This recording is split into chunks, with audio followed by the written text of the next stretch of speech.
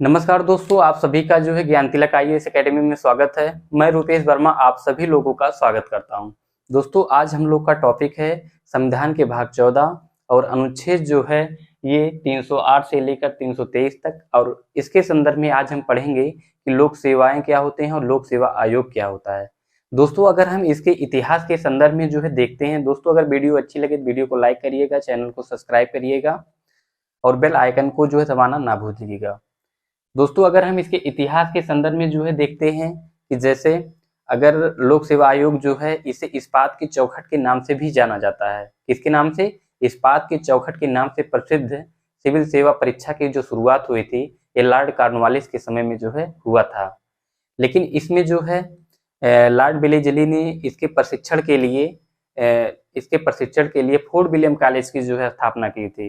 लेकिन 1802 ईस्वी में जो है इसे बंद कर दिया गया और 1806 ईस्वी में जो है इसे इंग्लैंड के हेल्सबरी में स्थानांतरित कर दिया गया था। दोस्तों, उस समय क्या था कि सिविल सर्विसेज की जो आयु थी इसमें प्रतियोगिता में शामिल होने की वो 23 वर्ष था। लेकिन इसमें लॉर्ड जो है लॉरेंस ने 21 वर्ष कर दिए। लॉर्ड लिटन जो आए तो उन्होंने जो है इसकी आयु घटाकर जो है क्या कर दिए, वो जो है 20 वर्ष कर दिए थे। और अगर इसमें देखा जाए तो प्रथम भारतीय जैसे 1953 के अधिनियम के द्वारा अगर देखा जाएगा, जब सिविल सेवा प्रतियोगी परीक्षा का आयोजन जो भारत में किया जाने लगा था तो उस समय भारत के प्रथम आईसीएस अधिकारी जो थे सत्येंद्र नाथ टैगोर थे। कौन थे? सत्येंद्र नाथ टैगोर जो है प्रथम भारतीय आईसीएस अधिकारी थे। और इसमें जो है सुरेंद्र नाथ बनर्जी को भी देखेंगे कि ये जो है असम के कलेक्टर थे। लेकिन इन्हें जो है अयोग्यता के कारण या अनियमितता के कारण जो है इन्हें क्या कर दिया था, निलंबित कर दिया गया था। साथ में सुभाष चंद्र बोस भी, वो भी सिविल सेवा परीक्षा में पास हो चुके थे। लेकिन उनके जो राजनीतिक गुरु थे सीआर दास के कहने पर इन्होंने अपनी राजनीति को जो है क्या कर दिया, अपने पद को त्याग दिया था, अपने राजनीतिक गुरु सीआर दास के कहने पे। तो दोस्तों, इस प्रकार जो है ये इसका इतिहास रहा है। और अगर इतिहास, ये तो इतिहास था, लेकिन अगर हम इसके जो है संवैधानिक पहलुओं के संदर्भ में जो है देखते हैं कि जो लोक सेवाएं और लोक सेवा आयोग होता है इसमें जो है दो होते हैं, केंद्र और राज्य स्तर पर कौन अधिकारी शामिल होते हैं, हम लोग इसको देखते हैं। लोक सेवा इसी को पब्लिक सर्विस भी कहा जाता है। पब्लिक सर्विस को ही लोक सेवा कहा जाता है। तो इसमें जो है हम केंद्र स्तर पर देखेंगे कौन अधिकारी होते हैं, केंद्र स्तर। और यहाँ पर जो है हम राज्य स्तर पर देखते हैं, राज्य स्तर। दोस्तों, केंद्र स्तर पर जो है इसमें 3 शामिल होते हैं। जैसे भारतीय डाक सेवा हो गया, भारतीय रेलवे सेवा हो गया और भारतीय राजस्व सेवा को केंद्र स्तर की जो है सेवाएं होती हैं। भारतीय डाक सेवा, भारतीय रेल सेवा,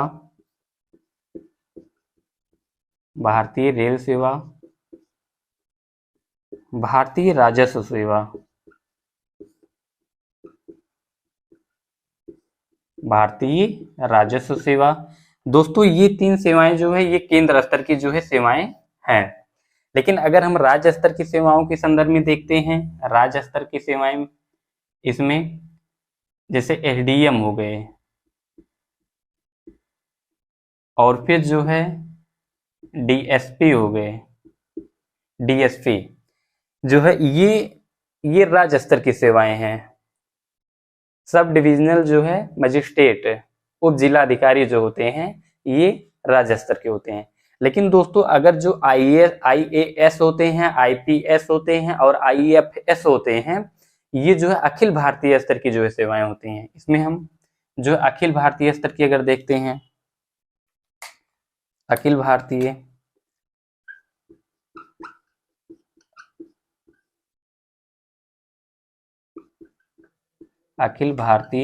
स्तर की सेवाएं, अखिल भारतीय स्तर की अगर हम सेवाओं की बात करते हैं दोस्तों, तो इसमें जो है वही चीज शामिल होते हैं जैसे आईएएस हो गए, आईपीएस हो गए, आईपीएस और आईएफएस, आईएफएस, ये जो होते हैं, ये जो है ये अखिल स्तर की जो है सेवाएं होते हैं। और जो है Indian administrative service, Indian police service और इंडियन फॉरेस्ट सर्विस जो है इसका संक्षिप्त रूप होता है। दोस्तों 1966 ईस्वी में जो है भारतीय वन सेवा का गठन किया गया था। कब? 1966 ईस्वी में। 1966 में जो है भारतीय या इंडियन फॉरेस्ट सर्विसेज का जो है एक तरीके से गठन किया गया था। तो ये दोस्तों लोक सेवा के अंतर्गत जो है ये प्रावधान किया गया है। अब इसके बाद जो है हम देखते हैं कि संविधान का अनुच्छेद हमारा 311 क्या कहता है, 310 क्या कहता है।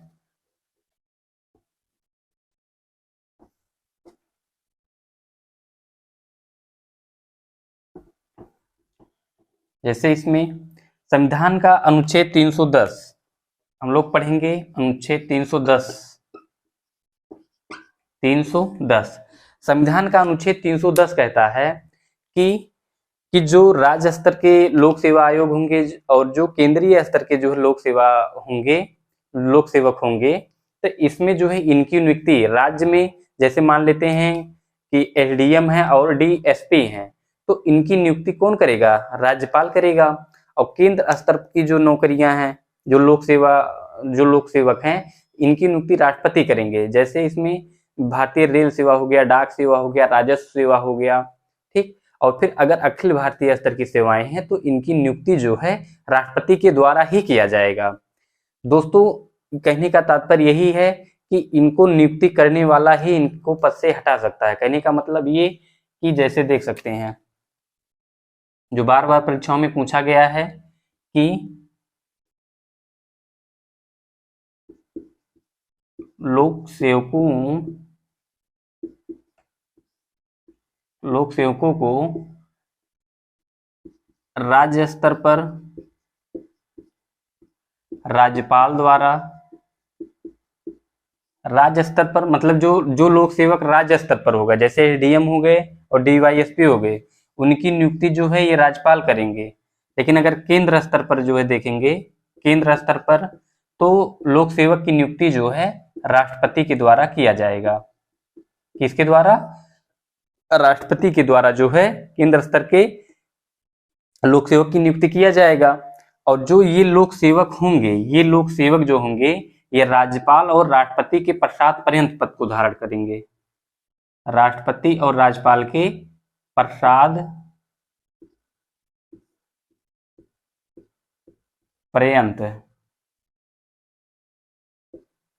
पर्यंत पद धारण करेंगे। ये हमारा अनुच्छेद 310 कहता है। जबकि अनुच्छेद 311 में क्या कहा गया है? अनुच्छेद 311 कहता है, अनुच्छेद 311 कहता है कि जो है जो लोक सेवकों की नियुक्ति करेंगे, जैसे राष्ट्रपति लोक सेवक की नियुक्ति करेंगे, राज्यपाल राज्य लोक सेवकों की नियुक्ति करेंगे, तो जो लोक सेवकों की नियुक्ति करेंगे या जो लोक सेवक के नियोक्ता होंगे, यही क्या करेंगे? यही लोक सेवकों को उनके पद से भी हटाएंगे। इनको जो है संवैधानिक दर्जा दिया गया। किसको? लोक सेवक को संवैधानिक दर्जा, संवैधानिक दर्जा दिया गया है। संवैधानिक दर्जा दिया गया दोस्तों। इसमें क्या कहा गया है? इसमें ये कहा गया है कि जो लोक सेवकों की नियुक्ति करेगा वही लोक सेवक को जो है उसके पद से हटाएगा। जैसे राष्ट्रपति हो गए, राज्यपाल नियुक्ति करेंगे, यही इनको पद से हटा सकते हैं। लेकिन किन दशाओं में हटा सकते हैं? इसमें दो कारण होने चाहिए। जैसे पहला कारण क्या होना चाहिए कि जो है अगर वो भ्रष्टाचार किए हों और प्लस अयोग्यता की स्थिति पर, अयोग्यता की आधार पर जो है राष्ट्रपति या राज्यपाल किसी भी लोक सेवक को, जो राज्य स्तर के केंद्र स्तर को होंगे, उन्हें हटा सकता है। लेकिन इन राष्ट्रपति या राज्यपाल तभी हटा सकते हैं जब न्यायालय जो है क्या करेगा? न्यायालय संतुति देगा। इसमें न्यायालय की भी भूमिका महत्वपूर्ण होती है।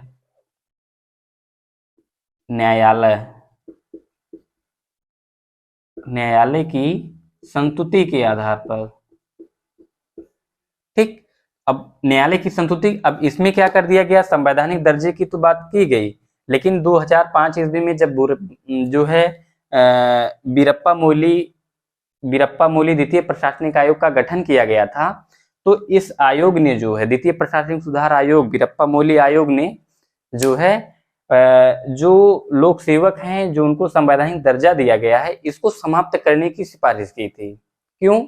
इसलिए उन्होंने आयोग द्वारा ये कहा गया था, वीरप्पा मोइली जो थे उनके द्वारा, उनकी अध्यक्षता में ये कहा गया कि अगर लोक सेवकों के ऊपर जो संवैधानिक दर्जा दिया गया है, अगर इसको हटा दिया जाता है, अगर इसको हटा दिया जाता है तो लोक सेवक डरेंगे, और लोक सेवक जब डरेंगे तो वो भ्रष्टाचार करने से भी बचेंगे। तो ऐसी दशाओं में जो है कहा गया था। वीरप्पा मोइली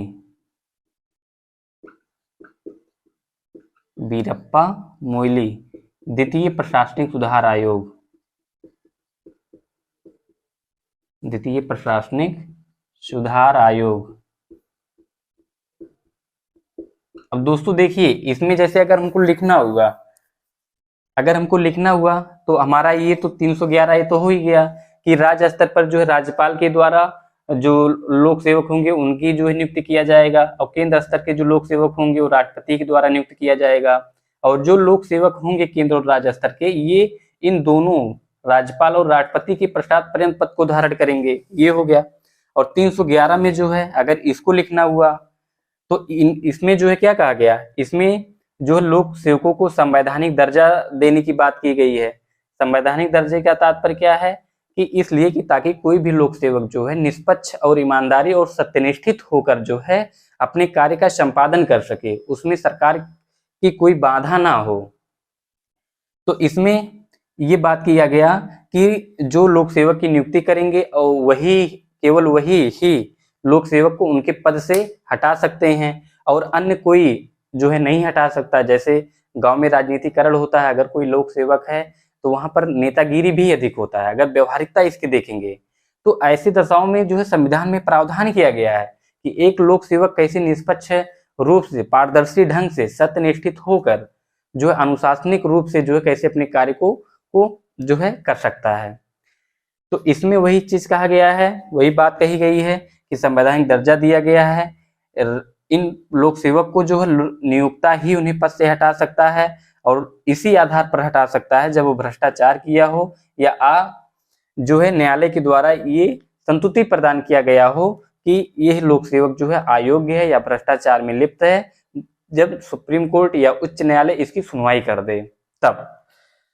तो और फिर जो है इसके बाद एक आयोग का भी गठन किया गया था, वीरप्पा मोइली द्वितीय प्रशासनिक सुधार आयोग ने कहा कि भाई अगर जो लोक सेवक हैं इन्हें जो संवैधानिक दर्जा दिया गया है, अगर इसको समाप्त कर दिया जाता है तो लोक सेवक क्या करेंगे, डरेंगे, कोई काम करने से डरेंगे, भ्रष्टाचार करने से जो है बचेंगे।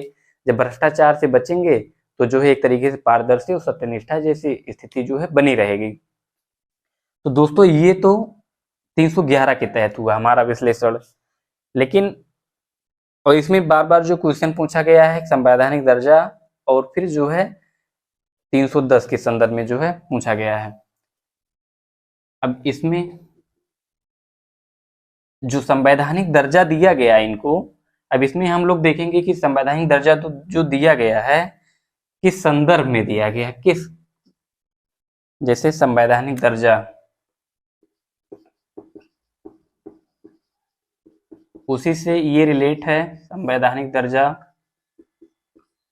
अब दोस्तों ये जो संवैधानिक दर्जा दिया गया किस संदर्भ में दिया गया, जैसे हटाए जाने के संदर्भ में, पहला क्या है, हटाए जाने के संदर्भ में, हटाए जाने के संदर्भ में, और फिर दूसरा जो है वेतन के संदर्भ में, वेतन के संदर्भ में, और तीसरा जो है इसमें हटाया जाना वेतन हो गया, और जो है फिर हटाए जाने के संदर्भ में हो गया कि जैसे कोई पदाधिकारी है, लोक सेवक हैं, तो उनको राष्ट्रपति या राज्यपाल ही हटा सकते हैं, कोई और हटा नहीं सकता। वेतन जो है जैसे जो राज्य स्तर के अधिकारी हैं, उनके वेतन को जो है क्या कर दिया गया है, संचित निधि पर भारित व्यय बना दिया गया है। संचित निधि पर भारित व्यय बना दिया गया है। तो ये चीज जो है आदि के संदर्भ में ये बात किया गया है। और फिर ये तो संवैधानिक दर्जा हो गया, लेकिन अगर अब हम लोग पढ़ते हैं कि लोक सेवा आयोग, लोक सेवा आयोग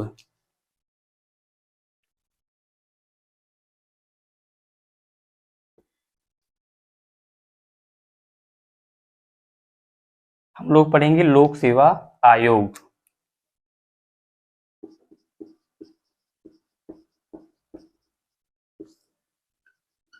लोक सेवा आयोग अनुच्छेद 315, अनुच्छेद 315 के अंतर्गत इसका प्रावधान किया गया है। अब दोस्तों इसके अंतर्गत जो हम लोग पढ़ेंगे कि इसकी नियुक्ति पदावधि, नियुक्ति जो है ये 316 में है, पदावधि हटाया जाना ये 317 में इसका प्रावधान किया गया है। और हटाए जाने के बाद जो है इसमें वेतन और वेतन के बाद जो है इसमें रिटायर्ड होने के बाद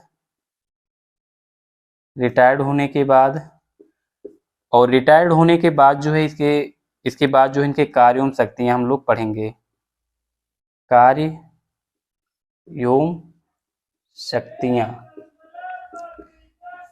अब इसमें एक एक करके जो है हम लोग इसको पढ़ते हैं। जैसे पहला है नियुक्ति, लोक सेवकों की नियुक्ति। जैसे हम लोग पहले भी पढ़ चुके हैं कि जो हमारा अनुच्छेद 310 कहा था, तो अनुच्छेद 310 के अंतर्गत ये कहा गया है, या अनुच्छेद 316 के अंतर्गत लोक सेवकों की नियुक्ति का प्रावधान जो है किया गया है। जो लोक सेवा आयोग होगा उसकी नियुक्ति जो है ये 316 के तहत किया गया है। इसमें वही राज्य स्तर पर जो है राज्यपाल के द्वारा किया जाएगा। जो लोक स्तर केंद्र स्तर के लोक सेवक होंगे उनकी नियुक्ति जो है राष्ट्रपति के द्वारा किया जाएगा। तो ये तो नियुक्ति हो गया, इसका विश्लेषण हम लोग कर ही चुके हैं। लेकिन पदावधि की बात की गई है। पदावधि जैसे दोस्तों एक चीज और है इसमें कि इसमें एक तो संघ लोक सेवा आयोग होते हैं और संयुक्त लोक सेवा आयोग होते हैं। जो संयुक्त लोक सेवा आयोग होते हैं ये 2 या 2 से अधिक राज्यों के लिए गठित किए जाते हैं। और एक राज्य स्तरीय जो है राज्य स्तरीय लोक सेवा आयोग होते हैं। तो इसका भी हमको फिलहाल बनाना था, यहाँ पे देख सकते हैं।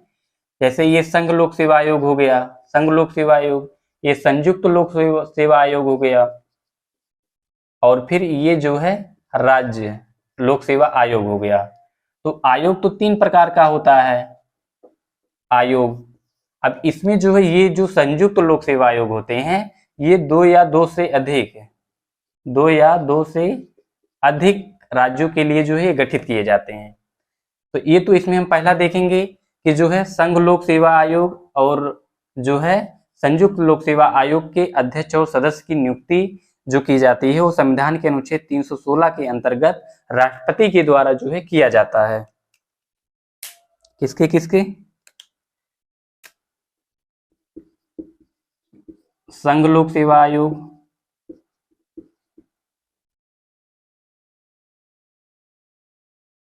संघ लोक सेवा आयोग और जो है संयुक्त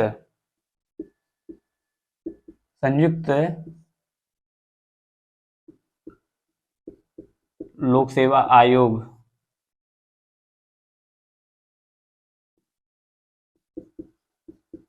की नियुक्ति अनुच्छेद 316 के अंतर्गत राष्ट्रपति द्वारा किया जाता है, राष्ट्रपति द्वारा। और फिर जो है राज्य लोक सेवा आयोग ये जो है ये राज्यपाल द्वारा किया जाता है। अगर हम पदावधि देखेंगे, पदावधि इसमें इसलिए बताना आवश्यक हो गया कि इसमें संघ लोक सेवा आयोग है और संयुक्त लोक सेवा आयोग दोनों इसमें शामिल हैं। लेकिन इन दोनों में जो है नियुक्ति तो साथ में हो रहा है एक ही प्रावधान के तहत। लेकिन इसमें क्या है, इनकी अगर हम पदावधि का बात करेंगे तो जो संघ लोक सेवा आयोग के अध्यक्ष और सदस्य होते हैं इनकी नियुक्ति जो है, जैसे इसमें तो अध्यक्ष और सदस्य की बात होगा, इसमें लोक सेवक की बात होगा नहीं। तो इसमें जो संघ लोक सेवा आयोग के जो अध्यक्ष और सदस्य होंगे, इनका जो कार्यकाल होगा, इनकी जो पदावधि होगा, ये जो है ये 6 वर्ष या 65 वर्ष। किसका? संघ लोक सेवा आयोग। संघ लोक सेवा आयोग के जो अध्यक्ष और सदस्य होंगे, अध्यक्ष और सदस्य की नियुक्ति जो है, इनकी पदावधि 6 वर्ष या 65 वर्ष की आयु तक जो है होता है ये चीज। लेकिन अगर हम संयुक्त लोक सेवा आयोग की बात करते हैं और राज्य लोक सेवा आयोग की बात करते हैं, ये तो पहला पॉइंट हो गया इसी के अंतर्गत। और दूसरा पॉइंट इसमें क्या है कि संयुक्त लोक सेवा आयोग,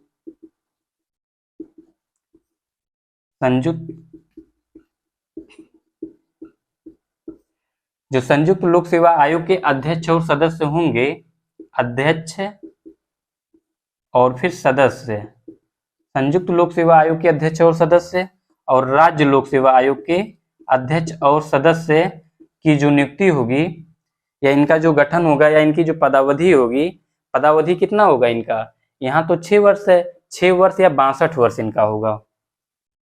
कितना होगा?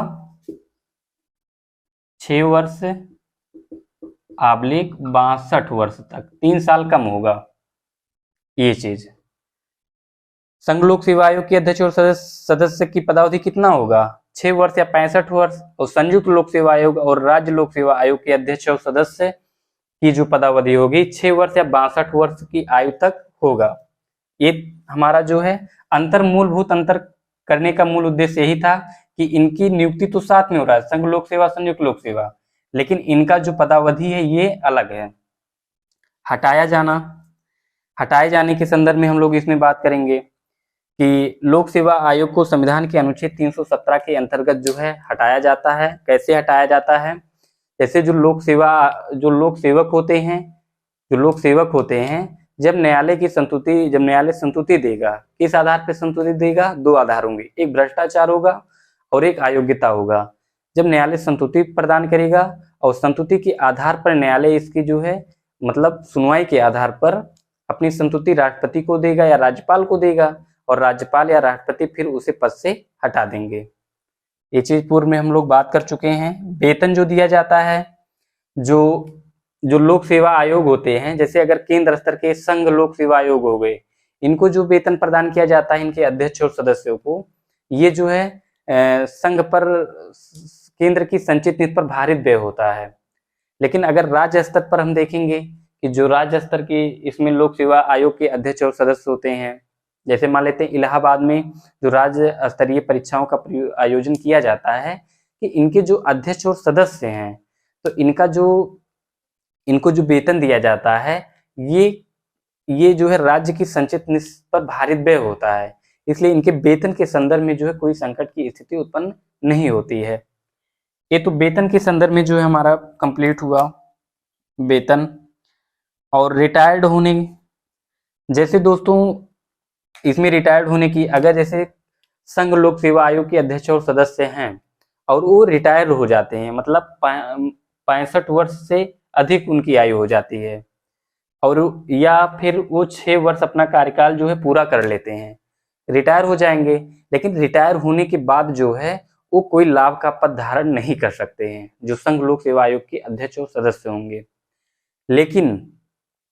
लेकिन जो राज्य स्तरीय, जैसे इलाहाबाद का ही एग्जाम्पल हम लेते हैं कि यहाँ पर जो राज्य स्तरीय लोक सेवा आयोग का गठन किया गया है, इसमें जो अध्यक्ष और सदस्य होंगे, इन्हें जो है ये रिटायर होने के बाद जो है, जो राज्य स्तर के अध्यक्ष और सदस्य होंगे, ये रिटायर होने के बाद जो है क्या हो सकते हैं, इन्हें केंद्र संघ लोक सेवा आयोग का अध्यक्ष और सदस्य बनाया जा सकता है, राज्य स्तरीय लोक सेवा आयोग को। और फिर इसके बाद कार्य एवं शक्तियों को हम देखेंगे, इनकी कार्य एवं शक्तियां क्या होती हैं। दोस्तों जो लोक सेवा आयोग होते हैं, लोक सेवा आयोग, इनका मुख्य कार्य होता है कि लोक सेवकों की भर्ती के लिए प्रतियोगी परीक्षाओं का आयोजन कराना। जैसे आप लोग देखते होंगे पीसीएस की परीक्षा होती है, आईएएस की परीक्षा होती है, तो कि जो प्रतियोगिता का आयोजन कराया जाता है वो उसी आयोग के द्वारा, आईएएस की परीक्षा होगी तो उसका आयोजन जो है संघ लोक सेवा आयोग कराएगा केंद्र स्तर पर, और जो राज्य स्तरीय जो है पीसीएस इत्यादि प्रतियोगी परीक्षाओं का आयोजन कराया जाता है वो जो है राज्य लोक सेवा आयोग जैसे संस्थाएं जो है कराती हैं। और फिर जो है साथ में इनकी कार्य जो है ये होते हैं कि इनका नियंत्रण, निर्देशन और संचालन भी करना होता है। और दूसरा पॉइंट इसमें है, नियंत्रण, निर्देशन, संचालन के बाद जो है दूसरा पॉइंट इसमें कि जो लोक सेवा आयोग होते हैं, जैसे जो कर्मचारी होते हैं, जो अधिकारी होते हैं, उनकी चाहे पदोन्नति की बात हो गई, छुट्टी की बात हो गई इत्यादि के संदर्भ में भी जो है एक तरीके से ये क्या करते हैं, राष्ट्रपति को सलाह देते हैं। एक तरीके से ये सलाहकारी संस्था का भी कार्य करता है। अब सलाहकारी संस्था के रूप में कार्य तो करता है और ये आयोग अपनी रिपोर्ट को राष्ट्रपति को भी देता है। क्या राष्ट्रपति इनकी रिपोर्ट को अगर नहीं मानता है तो क्या होगा दोस्तों, अगर आयोग जो है चाहे संघ लोक सेवा आयोग हो या राज्य लोक सेवा आयोग हो, राज्य पर राज्यपाल को रिपोर्ट प्रस्तुत करेंगे और केंद्र स्तर पर राष्ट्रपति को। अगर राष्ट्रपति इनकी रिपोर्ट को या सिफारिश को नहीं मानता है, इनकी सलाह को नहीं मानते हैं, तो इसमें क्या किया जाएगा, इसमें जो है इसमें इसका कारण केंद्र स्तर पर जो है राष्ट्रपति को रिपोर्ट को ना मानने का कारण जो है संसद को बताना होगा, और राज्यपाल अगर नहीं मानते हैं तो इसका कारण विधानमंडल को बताना होगा। तो दोस्तों ये हमारा जो है कंप्लीट हुआ। लेकिन अगर हम इसको, आप लोग जो है इसका संक्षिप्त नोट्स बना सकते हैं, जो विश्लेषण में जो है बात कहा गया है। अब इसके बाद जो है हम लोग का एक टॉपिक इसी से संबंधित है कि जो है अनुच्छेद 323 का जो है इसको हम लोग पढ़ेंगे, प्रशासनिक अधिकरण।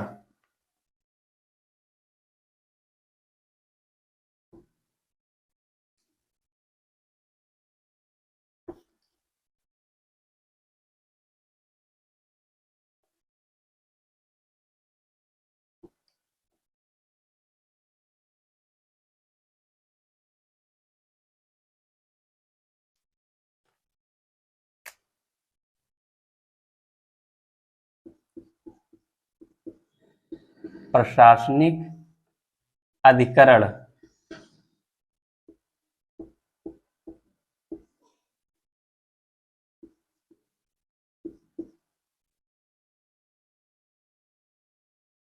(323) का ये चीज जो है हम लोग पढ़ेंगे। दोस्तों प्रशासनिक अधिकरण की बात जो है आखिर एक क्यों आई, जैसे जो सिविल सेवक अभी हम लोग जो बात पूर्व में कर चुके हैं उसमें हम लोग देखें कि ये तो उनका लोक सेवा आयोग के गठन और उनकी नियुक्ति, उनकी पदावधि, उनके वेतन, उनके रिटायर होने के बाद और उनकी कार्य एवं शक्तियों के संदर्भ में हम लोग बात कर चुके हैं, और यहाँ तक उनके हटाए जाने के संदर्भ में भ्रष्टाचार और अयोग्यता के आधार पर भी बात कर चुके हैं। लेकिन आखिर ये प्रशासनिक अधिकरण की बात कैसे आई, ये विचार क्यों आया सरकार के मन में या फिर जो है संविधान जो संस्थाएं हैं उनके मन में। दोस्तों प्रशासनिक जो है अधिकरण की का सुझाव इसलिए आया था कि जैसे जो सिविल सेवक होते हैं, सिविल सेवकों की नौकरियों से संबंधित अगर कोई विवाद उत्पन्न होता है, कोई मुकदमा होता है, तो उसके समाधान के लिए जो है संविधान के 42वें संविधान संशोधन के द्वारा संविधान में अनुच्छेद 323 का जोड़कर जो है प्रशासनिक अधिकरण की स्थापना का प्रावधान किया गया। इसमें क्या हुआ,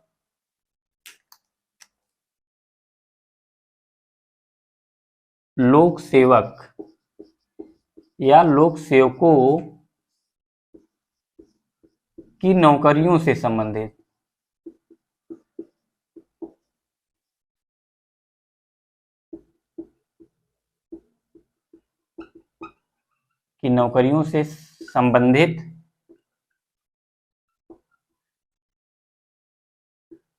मुकदमा की सुनवाई जो है, मुकदमा की सुनवाई हेतु 42वें संविधान संशोधन द्वारा 42वें संविधान संशोधन द्वारा जो है संविधान में अनुच्छेद 323 323 का जोड़कर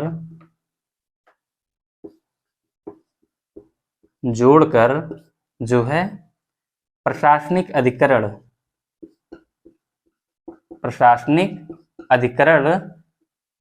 का प्रावधान किया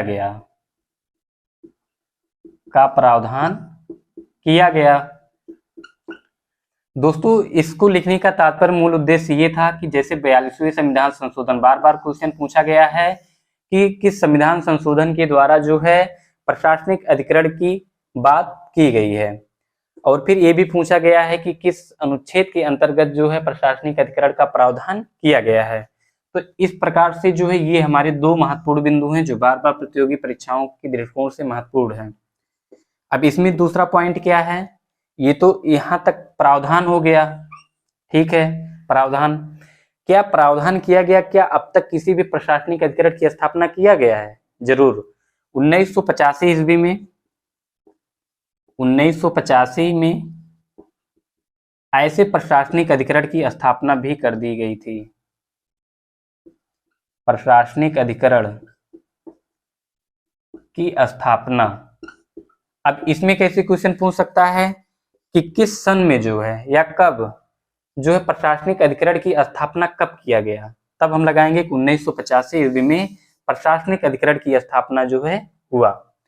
अब इसके बाद ये कंप्लीट हुआ यहाँ तक, लेकिन हमारा नेक्स्ट पॉइंट है कि क्या ये जो प्रशासनिक अधिकरण होगा, क्या ये केवल जो है प्रशासनिक या जो लोक सेवा आयोग के जो अधिकारी होंगे, जो कर्मचारी होंगे, क्या ये इन्हीं लोगों की सुनवाई करेगा या और लोगों की सुनवाई करेगा? दोस्तों जो है इसमें जो प्रशासनिक अधिकरण का जो है प्रावधान जो किया गया, ये केवल जो है जो सिविल सर्विसेज के जो अधिकारी होंगे, जो कर्मचारी होंगे, जो अध्यक्ष होंगे, जो सदस्य होंगे, उन्हीं से संबंधित विवादों का समाधान जो है इसके तहत किया जाएगा। किससे? सिविल सेवक के संदर्भ में।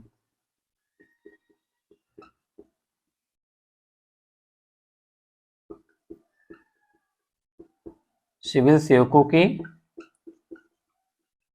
संदर्भ में जो है ये सुनवाई होगा। सुनवाई किसके लिए होगा? केवल सिविल सर्विसेज के जो है संदर्भ में होगा। अब इसमें जो है किसके लिए नहीं हो सकता है, ये जो प्रशासनिक अधिकरण की स्थापना किया गया है, ये किसकी सुनवाई नहीं करेगा? जैसे इसमें ले लेते हैं सचिवालय हो गया, न्यायालय हो गया या सेना हो गया, इससे संबंधित अगर कोई मुकदमा इस अधिकरण के पास आता है तो इसकी सुनवाई या इसके अधिकार क्षेत्र में ऐसे मुकदमे नहीं आते हैं। जैसे इसमें कौन नहीं आएगा? जैसे सचिवालय हो गया, सचिवालय और सेना,